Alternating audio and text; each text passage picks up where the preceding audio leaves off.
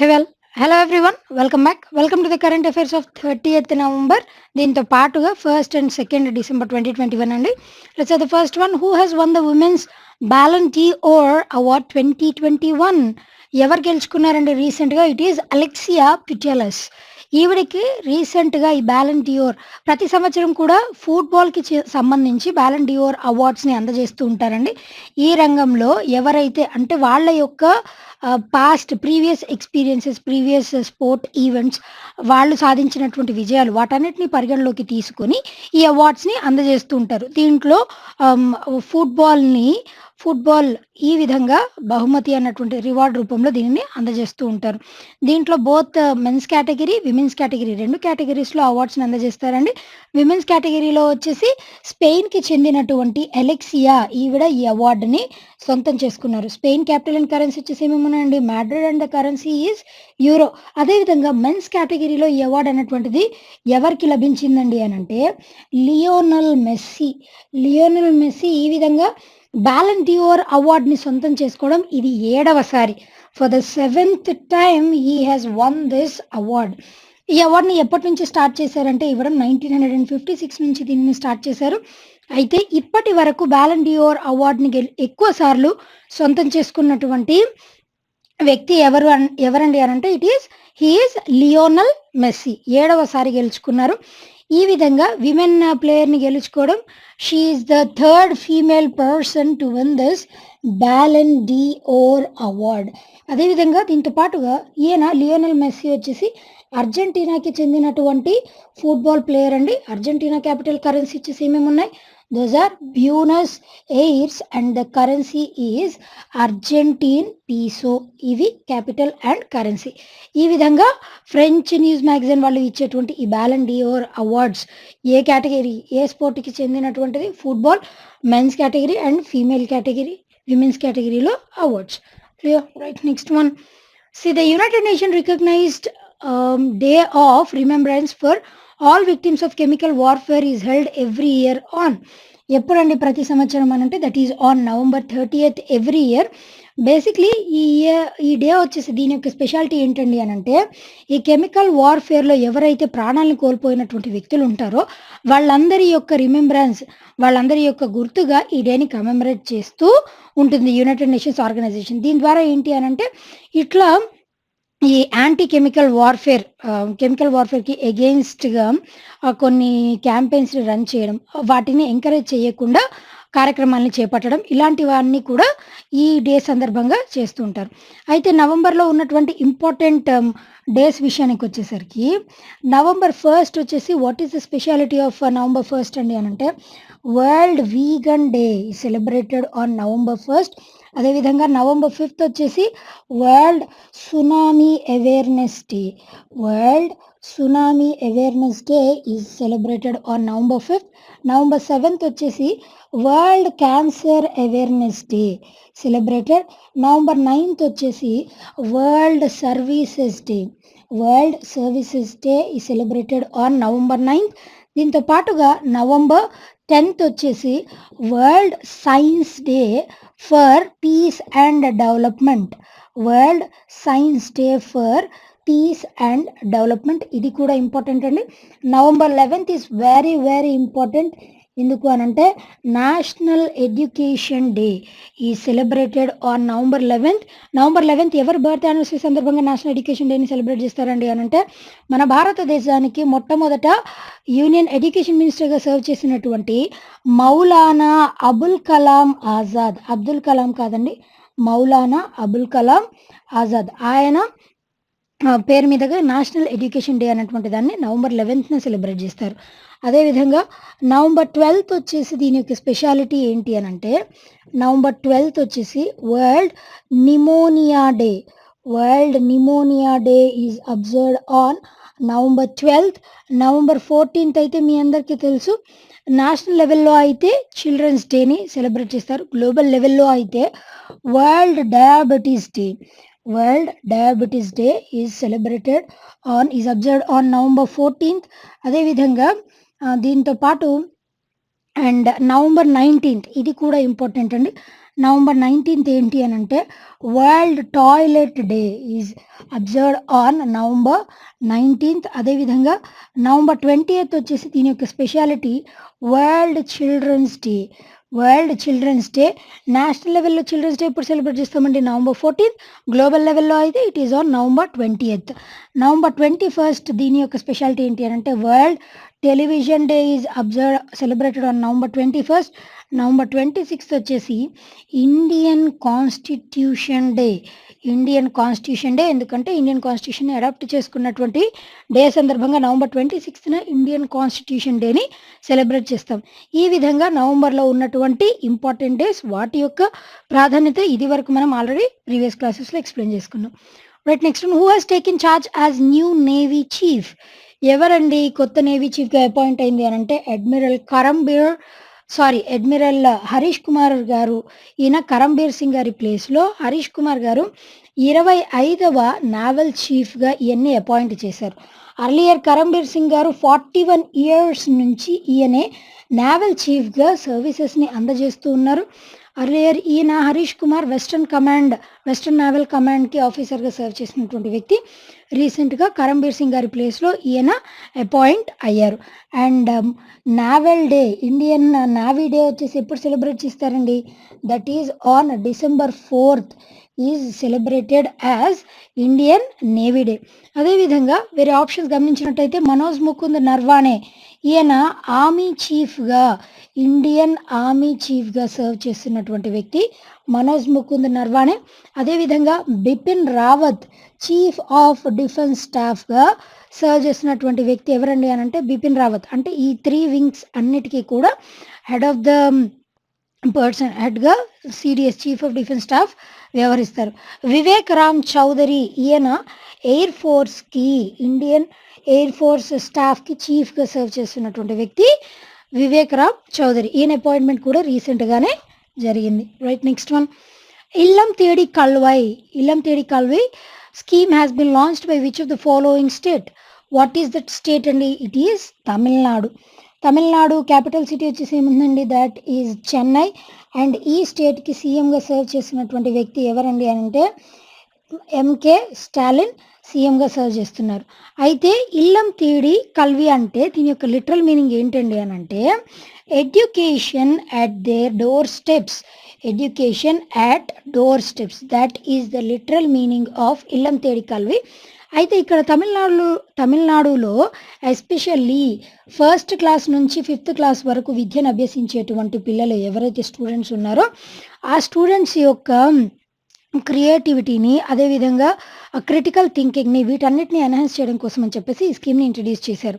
ఎందుకండి అనంటే ఇది వరకు కొన్ని సర్వే ప్రకారం తేలినటువంటి అంశం ఏంటి అనంటే 5th క్లాస్ చదివేటువంటి స్టూడెంట్ 3rd క్లాస్ బుక్లో ఉన్నటువంటి అంశాలని చదవలేకపోయాడు. ఎందుకు అనంటే because of lack of study skills అవ్వచ్చు, ల్యాక్ ఆఫ్ అనలైజింగ్ స్కిల్స్ అవ్వచ్చు, లేదా క్రిటికల్ థింకింగ్, ఇవన్నీ కూడా పరిగణలోకి వస్తాయి. వాళ్ళు నేర్చుకున్నటువంటి అంశాలు అవి సరిగా మననం అవ్వక, నేర్చుకోక, ఇలాంటి వాటన్నిటిని కూడా దృష్టిలో పెట్టుకొని 1st to 5th class standard ఈ పిల్లలకి వాళ్ళ యొక్క ఎందుకు అనంటే బేసిక్స్ పునాదులు స్ట్రాంగ్గా ఉన్నాయి అనంటే తర్వాత ఫర్దర్ వాళ్ళకి ఏ విధమైనటువంటి స్టేట్ లెవెల్ ఎగ్జామినేషన్స్ అయినా, సెంట్రల్ లెవెల్ ఎగ్జామినేషన్స్లో అయినా ముఖ్యంగా చూసేటువంటి అంశాలు ఏంటి అనంటే బేసిక్స్ స్ట్రాంగ్గా ఉన్నాయంటే వేరే అంశాలు నేర్చుకోవడం చాలా సులభతరం అవుతుంది. కాబట్టి 1st to 5th class standard వీళ్ళకి ఎడ్యుకేషన్ అందించడం కోసం అని చెప్పేసి ఇంటర్ కంప్లీట్ అయిపోయినటువంటి 12th స్టాండర్డ్ కంప్లీట్ అయిపోయినటువంటి వాళ్ళని వాలంటీర్స్గా ఎన్నుకొని ఆ వాలంటీర్స్ ద్వారా వీళ్ళ యొక్క అనలైటికల్ స్కిల్స్ని ఎన్హాన్స్ చేసేటువంటి విధంగా, అంటే చుట్టుపక్కల జరుగుతున్నటువంటి సోషల్ ఇష్యూస్ కానీ ప్రాక్టికల్గా వాళ్ళ యొక్క నాలెడ్జ్ని ఎన్హాన్స్ చేయడం కోసం అని చెప్పేసి ఈ స్కీమ్ని ఇంట్రడ్యూస్ చేసింది Tamil Nadu. Right, next one Reserve Bank of India imposed how much penalty on Union Bank of India? ఎంతండి అని అంటే ఇట్ ఈస్ 1 crore రూపీ పెనాల్టీని రీసెంట్గా రిజర్వ్ బ్యాంక్ ఆఫ్ ఇండియా పెనాల్టీని విధించిందండి. ఏ బ్యాంక్ మీద అండి అని అంటే యూనియన్ బ్యాంక్ ఆఫ్ ఇండియా. దీని యొక్క చైర్పర్సన్గా ఎవరున్నారండి అని అంటే రాజ్ కిరణ్ రాయ్ దీనికి చైర్పర్సన్గా సర్వ్ చేస్తున్నటువంటి వ్యక్తి. అదేవిధంగా ఇది వరకు ఇట్లా 1 crore రూపీస్ని ఈ 1 crore రూపీస్ పెనాల్టీని ఇంకొక బ్యాంక్ మీద కూడా ఆర్‌బీఐ అన్నటువంటిది విధించిందండి. That is State Bank of India. రీసెంట్‌గా జరిగినటువంటి కరెంట్ అఫైర్స్‌లో మనం ఆల్రెడీ డిస్కస్ చేశామండి.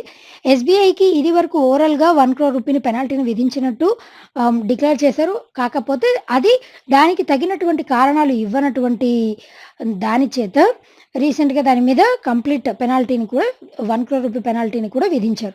ఇక్కడ యూనియన్ బ్యాంక్ ఆఫ్ ఇండియా దీనికి పెనాల్టీని ఎందుకండి విధించారు అనంటే సేమ్ అండి రెగ్యులేటరీ కంప్లయన్స్ దృష్ట్యానే దీనికి కూడా పెనాల్టీని విధించారు. కాకపోతే ఇక్కడ ఉన్నటువంటి అంశం ఏంటి అనంటే ఇంకా ఇది స్టేట్మెంట్ జస్ట్ ఓరల్‌గానే పాస్ చేశారు. వీళ్ళు ఫర్దర్‌గా దీనిని రాంగ్‌గా ప్రూవ్ చేసుకునేటువంటి అవకాశం కూడా వీళ్ళకి ఉంది. ఫర్దర్‌గా కూడా they can prove it as wrong and ఈ పెనాల్టీని కూడా వేవ్ ఆఫ్ చేసుకునేటువంటి అవకాశం ఉంటుంది. సరైనటువంటి కారణాలు అందించినప్పుడు. Right, next one, who among the following has been reappointed as first female prime minister of Sweden? ఎవరండి అనంటే ఇట్ ఈస్ మగ్డలెనా ఆండర్సన్. రీసెంట్‌గా మనం చెప్పుకున్నామండి. ఆండర్సన్ గారి ప్లేస్‌లో అర్లియర్ ఉన్నటువంటి ప్రైమ్ మినిస్టరే ఈ స్వీడన్‌కి ప్రైమ్ మినిస్టర్‌గా అపాయింట్ అయ్యారని. ఇనీషియల్‌గా అయితే స్వీడన్‌కి ఫస్ట్ ఫీమేల్ ప్రైమ్ మినిస్టర్‌గా ఈవిడ అపాయింట్ అయ్యారు అని చెప్పేసి మనం ఫస్ట్ క్లాస్‌లో చెప్పుకున్నాం. అది ఈవిడ అపాయింట్ అయినటువంటి కొన్ని అవర్స్ టైమ్ స్పాన్‌లోనే 12 అవర్స్ టైమ్ స్పాన్‌లోనే మళ్ళీ కోయలిషన్ గవర్నమెంట్ అన్నటువంటిది ఫామ్ అయిన వాళ్ళేం చేశారనంటే కోయలిషన్ గవర్నమెంట్ ఫామ్ అయినప్పటికీ కూడా గ్రీన్ బడ్జెట్ వాళ్ళకి అనుగుణంగా రాలేదని చెప్పేసి ఆ కోయలిషన్ గవర్నమెంట్‌లో ఉన్నటువంటి కొంతమంది ఒక పార్టీకి చెందినటువంటి వ్యక్తులు కోయలిషన్ గవర్నమెంట్ నుంచి తప్పుకున్నారు.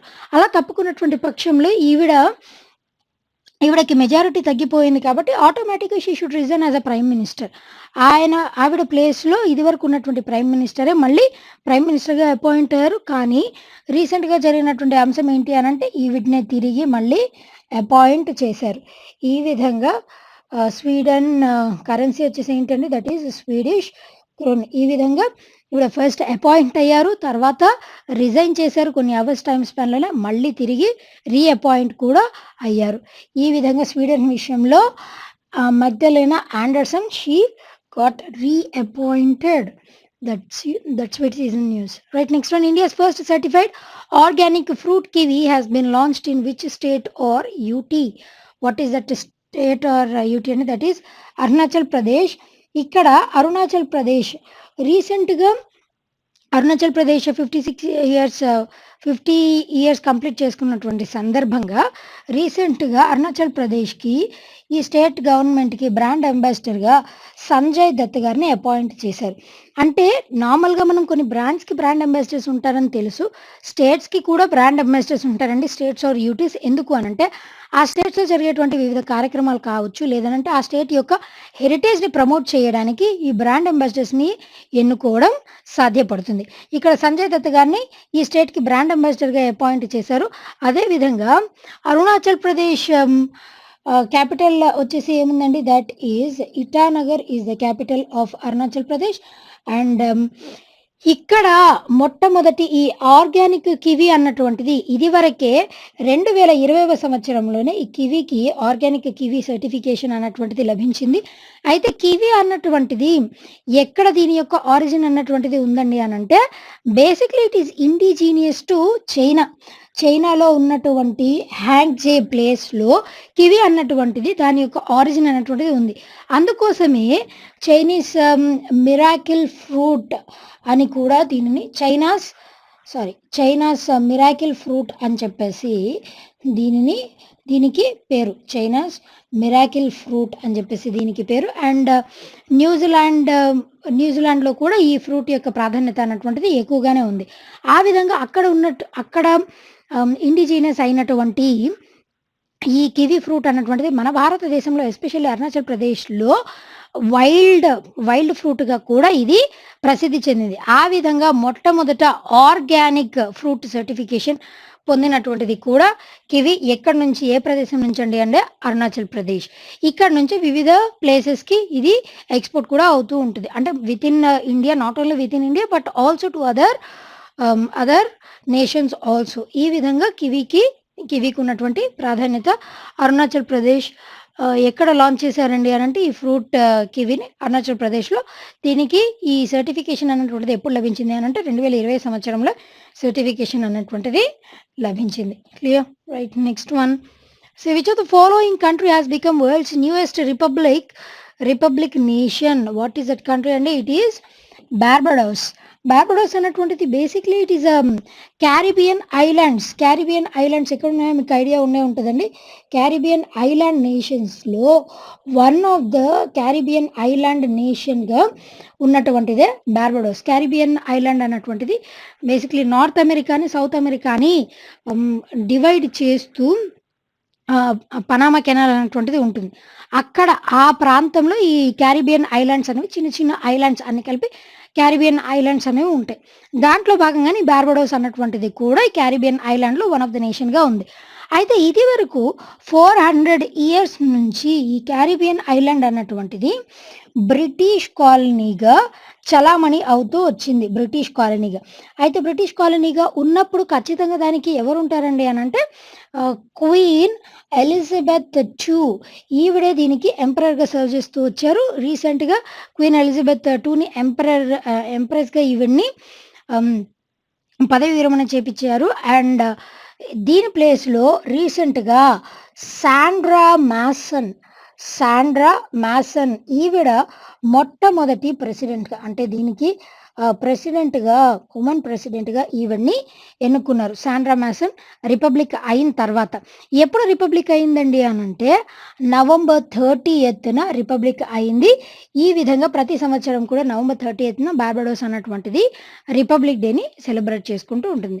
రిపబ్లిక్‌కి, డెమోక్రటిక్ ఫార్మ్ ఆఫ్ గవర్నమెంట్‌కి డిఫరెన్స్ ఉందండి. వేరాజ్ మోనార్కియల్ ఫార్మ్ ఆఫ్ గవర్నమెంట్ అది కూడా డిఫరెంట్. మోనార్కియల్ ఫార్మ్ ఆఫ్ గవర్నమెంట్ అంటే ఏంటంటే బేసిక్‌లీ ఎవరైనా సరే ఒక కింగ్ లేదా క్వీన్ ఎవరైతే హెడ్ ఆఫ్ ది స్టేట్‌గా ఉంటారో కంప్లీట్ పవర్స్ అనేవి వాళ్ళ చేతిలోనే ఉంటాయి. అలా కాకుండా రిపబ్లిక్ కానీ డెమోక్రసీ ఫార్మ్ ఆఫ్ గవర్నమెంట్ ఉన్నప్పుడు ఏం జరుగుతుంది అనంటే ప్రజలే వాళ్ళని ఎన్నుకుంటారు. వాళ్ళ యొక్క రిప్రజెంటేటివ్స్‌ని ప్రజల చేత ఎన్నుకొనబడతారు కాబట్టి అలాంటి ఫార్మ్ ఆఫ్ గవర్నమెంట్‌ని డెమోక్రసీ అని అంటారు. ఆ ప్రజల చేత ఎన్నుకొనబడ్డటువంటి రిప్రజెంటేటివ్స్ చేత రూల్ చేయబడుతుంది కాబట్టి దాన్ని రిపబ్లిక్ అని అంటారు. ఆ రిపబ్లిక్‌లో ఎయిదర్ డైరెక్ట్‌గా ఎన్నుకొనవచ్చు. లేదు అనంటే ఇండైరెక్ట్‌గా అయినా ఎన్నుకొనవచ్చు. ఏ విధంగా ఎన్నుకున్నప్పటికీ కూడా directly or indirectly it is termed as republic. ఆ విధంగా ఇప్పటివరకు బ్రిటిష్ కాలనీగా ఉన్నటువంటి ఈ బార్బడోస్ రీసెంట్‌గా రిపబ్లిక్ అయింది. అండ్ దానికి ప్రెసిడెంట్‌గా కూడా సాండ్రా మాసన్‌ని అపాయింట్ చేశారు రీసెంట్‌గా. క్లియర్ గదండీ! Right. Next one. Which of the following has become the best app of the year on Google play? What is that app అంటే ఇట్ ఈస్ క్లబ్ హౌస్ అన్నటువంటి ఈ యాప్. క్లబ్ హౌస్ అన్నటువంటి social media app అండి. ఈ app అన్నటువంటిది రీసెంట్‌గా app of the year ఈ కేటగిరీలో ఈ యాప్ బెస్ట్ యాప్‌గా నిలిచింది. అదేవిధంగా మన భారతదేశంలో ఉన్నటువంటి యాప్స్‌లో బిట్ క్లాస్ అన్నటువంటి యాప్ ఇండియాకి చెందినటువంటి ఈ బిట్ క్లాస్ అన్నటువంటి app of the year India లెవెల్‌లో బిట్ క్లాస్ అన్నటువంటిది ఇదొచ్చేసి ఏంటి అనంటే this is nothing but online educating platform అండి. ఈ పోర్టల్ ద్వారా బిట్ క్లాస్ పేరులోనే ఉంది కదండీ! దీని ద్వారా మనం మనకి తెలియనటువంటి అంశాలని చిన్న చిన్న వీడియోస్ ద్వారా క్లాసెస్ ద్వారా ట్యుటోరియల్ లాగా పనిచేస్తుంది. బిట్ క్లాస్ అన్నటువంటిది ఇది భారతదేశపు లెవెల్‌లో ఈ బిట్ క్లాస్ అన్నటువంటిది యాప్ ఆఫ్ ద ఇయర్‌గా పేరుని సాధించింది. అదేవిధంగా గేమింగ్ కేటగిరీలో ఏ యాప్ ఆఫ్ ద ఇయర్‌గా నిలిచిందండి అనంటే బ్యాటిల్ గ్రౌండ్స్ అన్నటువంటిది గేమింగ్ కేటగిరీలో బ్యాటిల్ గ్రౌండ్స్ అన్నటువంటిది యాప్ ఆఫ్ ద ఇయర్‌గా నిలిచిందండి. ఈ బ్యాటిల్ గ్రౌండ్స్ అన్నటువంటిది ఏంటి అనంటే పబ్‌జీ అన్నటువంటిది 2020వ సంవత్సరంలో అంటే లాస్ట్ ఇయర్ పబ్‌జీ అన్నటువంటిది బ్యాన్ అయిపోయినటువంటి తరుణంలో పబ్‌జీని రెప్లికేట్ చేస్తూ బ్యాటిల్ గ్రౌండ్స్ అన్నటువంటి యాప్‌ని లాంచ్ చేశారు గేమింగ్ కేటగిరీలో. ఇది బెస్ట్ యాప్ ఆఫ్ ద ఇయర్‌గా నిలిచింది. Clear? Right. Next one. Unimove a logistics platform has been developed by ఎవరు డెవలప్ చేశారండి? యూనిమూవ్ అన్నటువంటి దానిని స్నాప్‌డీల్ వాళ్ళు రీసెంట్‌గా యూనిమూవ్ అన్నటువంటి లాజిస్టిక్స్ ప్లాట్‌ఫార్మ్‌ని డెవలప్ చేశారు. దీని ద్వారా ఏంటి అనంటే మన భారతదేశంలో ఉన్నటువంటి అంటే ఈ ఆర్టిసాన్స్ కానీ లేదు అనంటే ఈ ఈ ప్లాట్‌ఫార్మ్‌ని స్నాప్‌డీల్ ప్లాట్‌ఫార్మ్‌ని వాడుకొని అంటే ఇంటర్మీడియరీస్ ఎవరు అవసరం లేకుండానే వాళ్ళ యొక్క ప్రొడక్ట్‌ని కంప్లీట్‌గా వాళ్ళ ద్వారానే ఈ స్నాప్‌డీల్ అనేటువంటి పోర్టల్ ద్వారానే direct to the into the market enter అవ్వడానికి ఈ లాజిస్టిక్స్ పోర్టల్ అన్నటువంటి దాన్ని యూనిమూవ్ అన్నటువంటి లాజిస్టిక్స్ ప్లాట్‌ఫార్మ్‌ని స్నాప్‌డీల్ వాళ్ళు లాంచ్ చేశారు. Right next one who has been appointed as CEO of Twitter. ట్విట్టర్‌కి సీఈఓగా ఎవరిని అపాయింట్ చేశారండి? పరాగ్ అగర్వాల్. ఈ విధంగా ఈ పరాగ్ అగర్వాల్ బేసిక్‌లీ ఈయన ఇదివరకు ట్విట్టర్‌లో సీటీఓగా జాయిన్ అయ్యారు. ఇనీషియల్‌గా 2001 అప్పుడు దీంట్లో సాఫ్ట్‌వేర్ ఇంజినీర్‌గా జాయిన్ అయినటువంటి ఈయన దాని తర్వాత కాలంలో 2018వ సంవత్సరంలో దీనికి సీటీఓగా అపాయింట్ అయ్యారు. దాని తర్వాత రీసెంట్‌గా 2021లో దీనికి సీఈఓగా అపాయింట్ అయ్యారు. ఈయన ఇదివరకు ఇంటర్న్‌గా మైక్రోసాఫ్ట్ ఇట్లాంటి ఇంటర్నేషనల్ టెక్ ఆర్గనైజేషన్స్ అయినటువంటి వాటిలో ఈయన ఇంటర్న్‌గా చేశారు. దాని తర్వాత ట్విట్టర్‌లోనే సాఫ్ట్‌వేర్ ఇంజినీర్‌గా జాయిన్ అయ్యారు. రీసెంట్‌గా ట్విట్టర్‌కి సీఈఓగా మన భారతీయుడు పరాగ్ అగర్వాల్ ఈయన మన భారతదేశానికి చెందినటువంటి ఒక వ్యక్తి ఇంటర్నేషనల్ లెవెల్‌లో ఇట్లాంటి టెక్ కంపెనీకి సీఈఓగా అవ్వడం this is not for the first time అండి. అర్లియర్ కూడా ఇప్పటికీ కూడా గూగుల్‌కి సీఈఓగా ఎవరున్నారండి? మన భారతీయుడైనటువంటి Sundar Pichai he is serving as the CEO of Google. అదేవిధంగా దీంతో పాటు నాట్ ఓన్లీ దిస్ మైక్రోసాఫ్ట్‌కి కూడా సీఈఓగా మన భారతీయుడు ఉన్నారండి. Satya Nadella he is serving as the CEO of Microsoft. Not only this దీంతో పాటుగా ఇది మాత్రమే కాదండి ఐబీఎంకి కూడా మన భారతీయుడే అరవింద్ గారు ఐబీఎంకి సీఈఓగా సర్వ్ చేస్తున్నారు. ఈ విధంగా ఇంటర్నేషనల్ లెవెల్‌లో టెక్ కంపెనీస్‌కి దాదాపు మాక్సిమం టాప్ 10 పొజిషన్‌లో ఉన్నటువంటి వాటన్నిటిలో కూడా మన భారతీయులు ఉన్నారని చెప్పడంలో ఎటువంటి సందేహం లేదు. This is the thing. And ఈయన ఎవరిని రీప్లేస్ చేశారండి అనంటే మార్కియా డోర్సీ ఈయన్ని రీప్లేస్ చేస్తూ రీసెంట్‌గా పరాగ్ అగర్వాల్ సీఈఓగా అపాయింట్ అయ్యారు. Right next one Sirivennela Sitarama Sastry passed away recently. He was a famous who is he? He was a famous lyricist, poet and lyricist అండి. బేసిక్‌లీ సిరివెన్నెల సీతారామ శాస్త్రి. ఈయన సీతారామ శాస్త్రి సిరివెన్నెల అన్నటువంటిది ఏ విధంగా వచ్చింది అనంటే 1986వ సంవత్సరంలో విధాత తలపున అన్నటువంటి ఈ పాట ద్వారా ఈ పాట వచ్చేసి ఏ మూవీలో ఉందండి అనంటే సిరివెన్నెల అన్నటువంటి మూవీలో విధాత తలపున అన్నటువంటి పాట ద్వారా ఈయన ఎక్కువగా ప్రసిద్ధి చెందారు. 1984వ సంవత్సరంలో దీనికంటే ముందే 1984వ సంవత్సరంలో జననీ జన్మభూమి అన్నటువంటి పాటకి లిరిక్స్‌ని రచించారు. 1986వ సంవత్సరంలో సిరివెన్నెల దాని ద్వారా ఫెమిలియర్ అయ్యారు కాబట్టి అప్పటి నుంచి ఆయన సిరివెన్నెల సీతారామ శాస్త్రిగా చలామణి అయ్యారు. And recently he has died pneumonia వల్ల రీసెంట్‌గా ఈయన మృతి చెందారు. ఈయనకి పద్మశ్రీ అవార్డు కూడా లభించింది. ఇన్‌న్యూమరబుల్ అవార్డ్స్ అనేవి లభించాయి. 3000కి పైగా పాటలకి ఈయన లిరిక్స్‌ని కంపోజ్ చేసినటువంటి గొప్ప వ్యక్తిగా సిరివెన్నెల సీతారామ శాస్త్రి. ఆయన యొక్క సాహిత్యం ఈయన చాలామంది వెటరన్స్‌లో వేటూరి సీతారామయ్య ఇట్లాంటి డిఫరెంట్ లెజెండ్స్‌తో కూడా ఈయనకి వర్క్ చేసినటువంటి ఎక్స్‌పీరియన్స్ కలదు. మోర్ దాన్ 3000 ఇన్‌న్యూమరబుల్ ఈ విధంగా ఇన్ని నెంబర్ ఆఫ్ సాంగ్స్‌కి లిరిక్స్ అందించినటువంటి వ్యక్తిగా ఈయన ప్రసిద్ధి చెందారు. Right next one who is the first transgender to be elected as chairperson in the Union Parishad elections of Bangladesh. Who is she?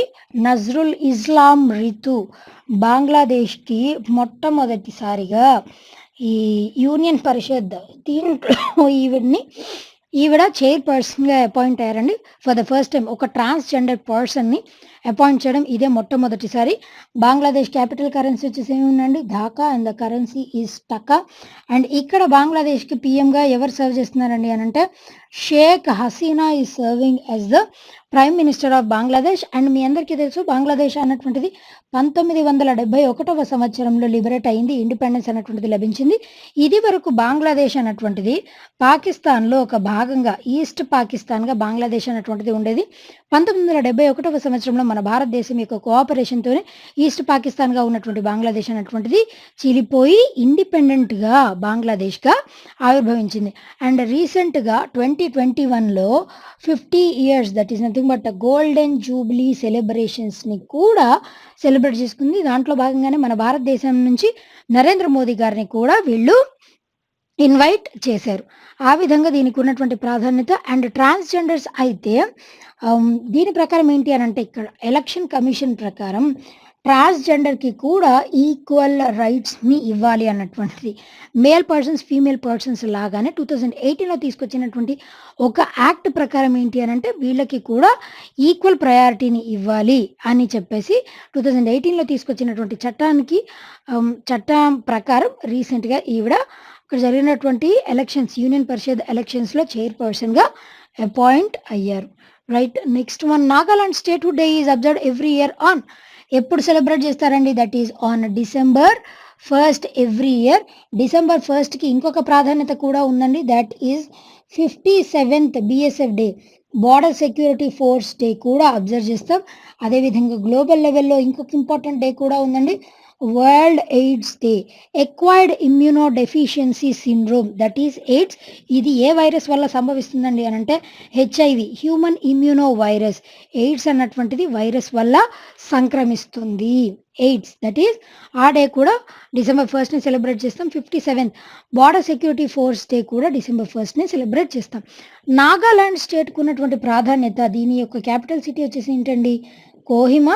And దీనికి సీఎంగా సర్వ్ చేసినటువంటి వ్యక్తి ఎవరండి అని అంటే న్యూఫ్యూ రియో దీనికి సీఎంగా సర్వ్ చేస్తున్నారు.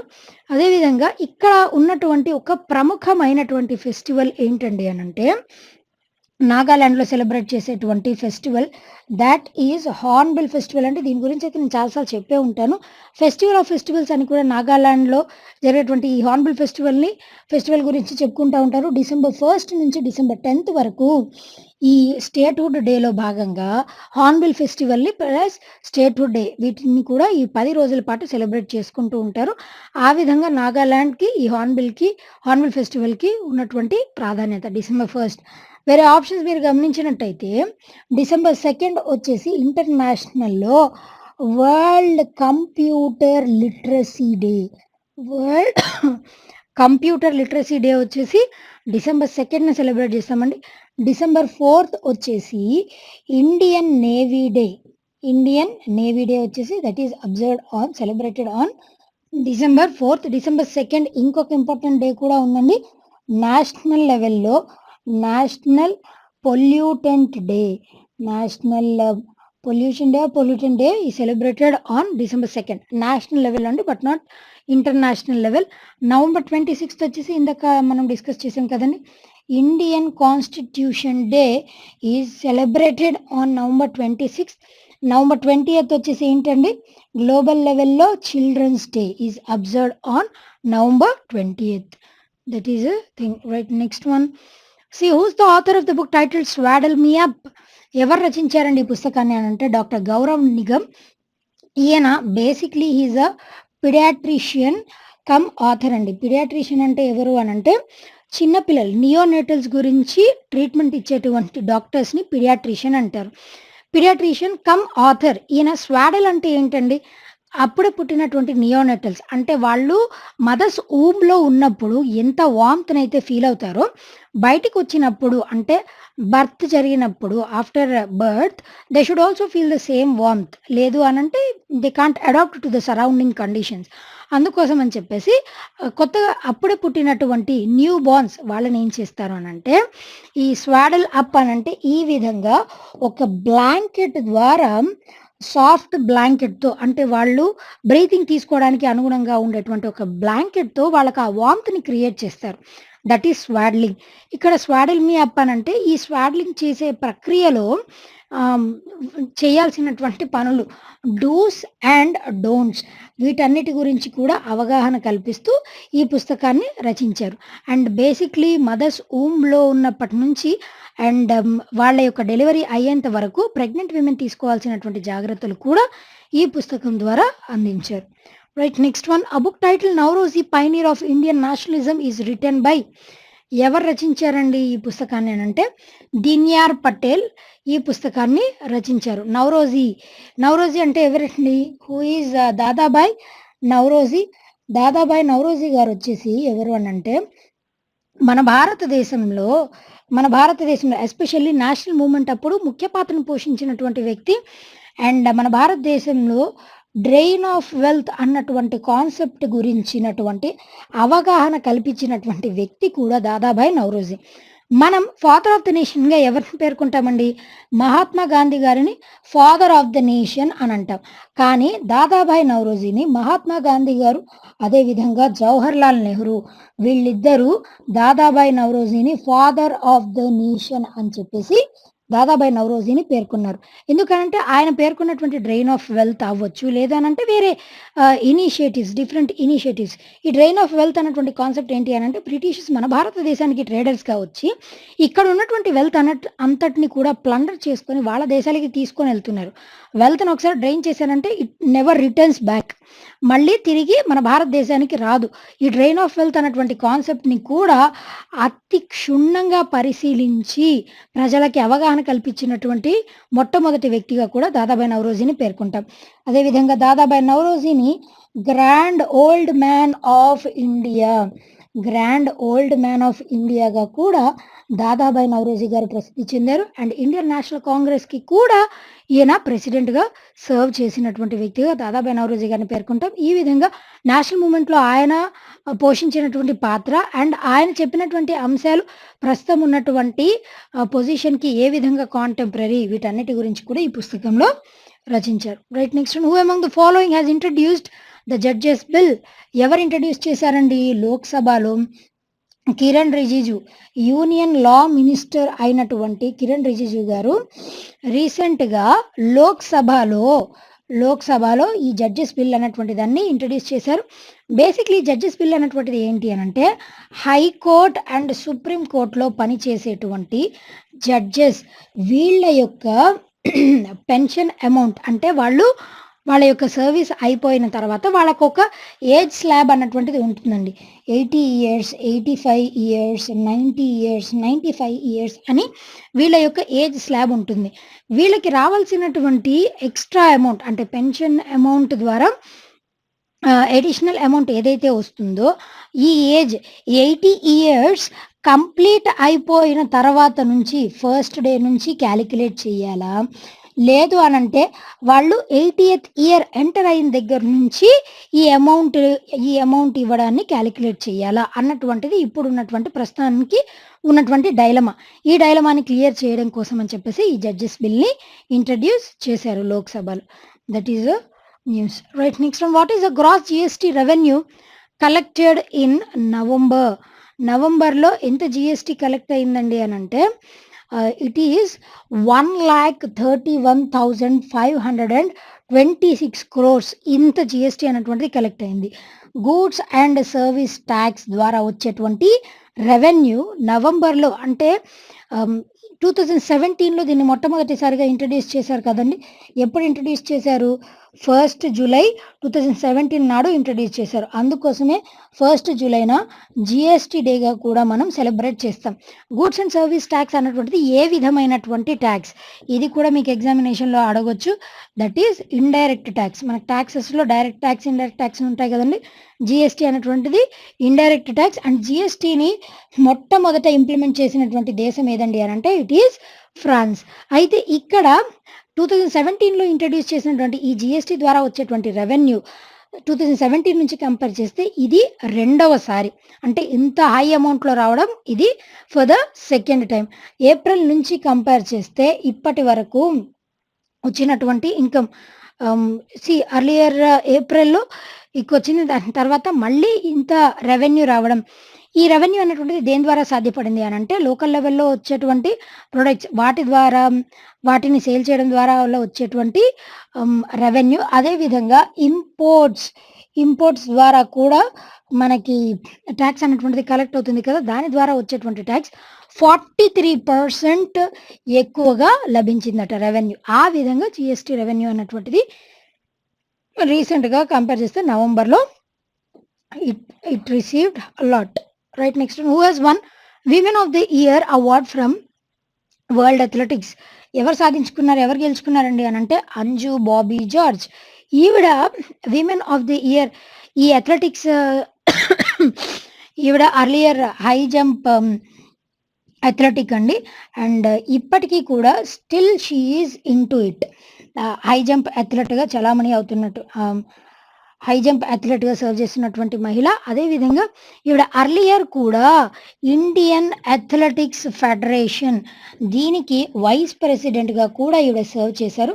బేసిక్‌లీ ఈవిడ గురించి నాట్ ఓన్లీ ఈవిడ ఐఏఏఎఫ్ ఇదివరకు ఐఏఏఎఫ్ దీంట్లో గోల్డ్ మెడల్‌ని సాధించినటువంటి మొట్టమొదటి only Indian women athlete to win gold in IAAF championships ఎవరండి అనంటే ఇట్ ఈస్ హర్ ఓన్లీ. ఈవిడ కేవలం వైస్ ప్రెసిడెంట్‌గా ఉన్నప్పుడు ఆ యాక్టివిటీస్ ఈ అథ్లెటిక్స్‌కి సంబంధించినటువంటి యాక్టివిటీస్ మాత్రమే కాదండి. విమెన్ ఎవరైనా సరే అథ్లెటిక్స్‌లో కానీ డిఫరెంట్ స్పోర్ట్స్‌లో వాటిలో ఆసక్తి ఎవరైతే చూపిస్తున్నారో వాళ్ళందరికీ కూడా ఎంకరేజింగ్‌గా ఈవిడ ఇన్‌స్పిరేషన్‌గా నిలిచారనమాట. విమెన్ ప్యారిటీకి that is nothing but women ఈక్వాలిటీకి కూడా ఎక్కువగా పాటుపడ్డటువంటి మహిళ. అందుకోసం అని చెప్పేసి ఆవిడ స్పోర్ట్ కెరీర్ అండ్ దానితో పాటుగా బిసైడ్స్ ఈ విధంగా జెండర్ ప్యారిటీ కోసం పాటుపడినటువంటి మహిళగా కూడా రీసెంట్‌గా వరల్డ్ అథ్లెటిక్స్ నుంచి విమెన్ ఆఫ్ ది ఇయర్ అవార్డ్‌ని సొంతం చేసుకున్నారు. Right. Next the last one for today. According to a report which of the following country has become the world's biggest plastic polluter. What is that country అండి? It is US. US వచ్చేసి రీసెంట్‌గా 42,000 metric tons 42 million metric tons of ప్లాస్టిక్‌ని produce చేస్తుంది. అంటే దీని ద్వారా on an average ఒక American వచ్చేసి on an average 125 KG of ప్లాస్టిక్‌ని వాళ్ళు డిస్పోజ్ చేస్తున్నారు. ప్లాస్టిక్ అన్నటువంటిది ఈ 20th సెంచరీలో ఒక రెవల్యూషనే అవ్వచ్చు. ప్లాస్టిక్‌ని కనుగొనడం కానీ లేదా అనంటే దాంట్లో ఎన్హాన్స్‌మెంట్స్ తీసుకొని రావడం. కానీ అదే ప్లాస్టిక్ రెవల్యూషన్ కాస్త ఏమైంది అనంటే ఇప్పుడు ప్లాస్టిక్ రెడ్ అలర్ట్‌గా మారిపోయింది. ఎస్పెషల్లీ ఓషన్స్‌లో ఇప్పుడు ఉన్నటువంటి 42 మిలియన్ మెట్రిక్ టన్స్ ఈ ప్లాస్టిక్ అన్నటువంటిది ఏ విధంగా ఉంటుంది అనంటే ప్రతి సెకండ్‌కి కూడా ఒక ట్రాక్టర్ నిండా మనం ప్లాస్టిక్ వేస్ట్‌ని దాంట్లో డంప్ చేసినంత ప్లాస్టిక్ అన్నటువంటిది ఉన్నది అని చెప్పేసి ఒక సర్వే ద్వారా తేలినటువంటి అంశం. దీని తర్వాత యూకే అన్నటువంటిది 2వ స్థానంలో ఉంది. యూకే వచ్చేసి 2nd స్థానంలో ఉంది. 3rd స్థానంలో సౌత్ కొరియా, 3వ స్థానంలో సౌత్ కొరియా అన్నటువంటిది నిలిచింది. అంటే ప్లాస్టిక్ వేస్ట్‌ని, సింగిల్ యూజ్ ప్లాస్టిక్‌ని ఎక్కువగా లిటర్ చేసేటువంటి దేశాలుగా ఇవి నిలిచాయి. మేజర్‌గా అయితే యూఎస్ నుంచి మనకి ఎక్కువ ప్లాస్టిక్ వేస్ట్ అన్నటువంటిది జనరేట్ అవుతుంది. అండ్ దీని ద్వారా మెరైన్ పొల్యూషన్ జరుగుతుంది. అదేవిధంగా రివర్ పొల్యూషన్, ల్యాండ్ డిగ్రేడేషన్ ఇలాంటివన్నీ కూడా సంభవిస్తాయి. అందుకోసం అని చెప్పేసి రీసెంట్‌గా రెడ్ అలర్ట్‌ని కూడా ప్రకటించారు. క్లియర్ కదండి. Well that's all for today. Will be meeting again tomorrow. Until then be fit, be consistent and thank you.